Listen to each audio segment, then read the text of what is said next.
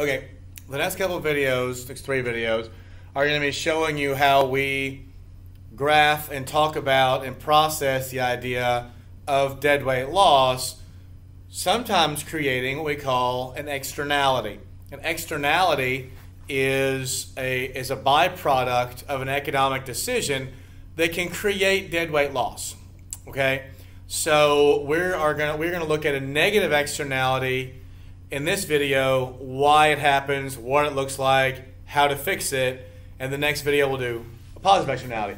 So here's a negative externality. So let's look up on graph B, which was the same as last time. You can see that we're good, and the reason we're good is because we're producing in a socially optimal spot. Our quantities are socially optimal, our price is socially optimal, and that is where marginal social cost is hitting marginal social benefit. So society's gaining as much welfare from this efficiency as possible, okay? But sometimes that doesn't happen. And with negative externalities, that oftentimes happens because, and this is a natural force of markets, companies, in a market where there are lots of competing companies, companies don't care about being socially optimal. Firms care about making a profit. And they're going to do what they can to make a profit the best way, or at least the lowest cost way they can, until told otherwise, even if that creates inefficiency in the market or makes our world worse. And so here you can see this is the marginal social cost, the cost for society. When we have a negative externality, we have a marginal private cost. And we can see that with MPC. Marginal private cost. What this means is that the company, it costs the company to make stuff, right? I mean, you got to hire workers, and you're producing stuff, and you've got input costs. So this is the cost for that company. But they're not taking into consideration how their production creates problems in society. So we would say, so let's say this is our marginal social benefit, the benefit we all get from the production of this good, whatever this good is. So this is our demand curve. The problem is that this is creating a deadweight loss, and I'll show you how we can tell in a second. So at this spot, here's our market price and our market quantity. But the problem is, we can see, since there is no marginal social cost, we're only looking at marginal social, or we're only looking at marginal private cost. Since there's just marginal private cost, and we don't have a social cost, we know that there is negative externality. We know that these firms are not taking into consideration the problems being created for society by the production of this good. For example, let's say that you're producing something and your firm pollutes a lot, right? This is a really big one. All right, so your firm and the production of its good pollutes a lot. Well, your job as a firm, if you own the firm, is to produce your good and try to make a profit.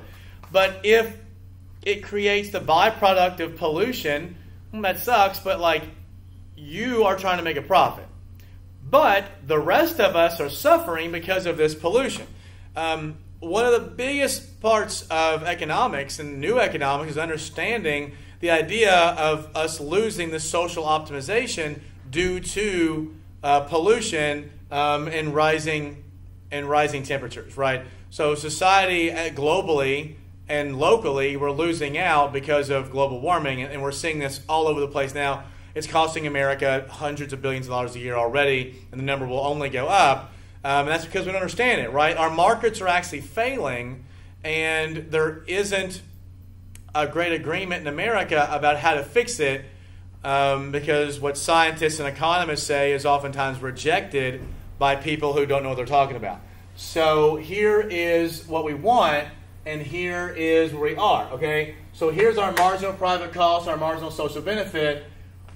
In the end, if there's a negative externality, what that means is that the price of this good is too low, and we're producing too much of it, okay? Society's worse off with the production of this good at this point. So essentially, what that means is if we have a negative externality, that means the marginal social cost will be here. Obviously, if the marginal private cost was someplace different, we wouldn't have this externality. You know there's an externality if marginal private cost is to the right of marginal social cost because they're producing more than we want. You know there's a negative externality if there originally is no marginal social cost or if you see it all the way up here, okay? So here is where society wants us to produce, where marginal social cost equals marginal social benefit, right? This is where we want to produce. So this would be our socially optimal quantity, and this would be our socially optimal price. This is where society wants, we'll say point A. This is where society is, we'll say point B. The dead weight loss is measured in the distance between the two. So here's where we want to be, here's where we want to be, here's where we are. So we go up to this line, okay? So this entire area right here is our dead weight loss. Now, obviously in economics, and usually in economics, the graphs aren't linear, they're curved, and so the dead weight loss wouldn't be a triangle, but for our purposes, it's fine. So the dead weight loss, here's where we are, here's where we want to be, and the society is losing out in welfare because of our lack of efficiency. So efficiency can be determined in terms of productivity for the individual firm, but for a market, efficiency means maximizing consumer and producer surplus. And so what ends up happening is because of this, our consumers are gaining a lot, but society is losing out, right? So, for example, if you have a firm near a river and you pollute the hell out of the river, well, that might be good for that firm, but it's bad for everybody else, right? And so we have to fix that somehow. So if we want to go from point B up to point A, well, how do we do that? Well, you're going to learn that essentially we have to tax these companies that pollute. In fact, we do what's called a per unit tax. We tax every single good that you produce, which essentially is an input cost, and by raising the input cost of you producing these goods, that moves us into a position where society is now better off.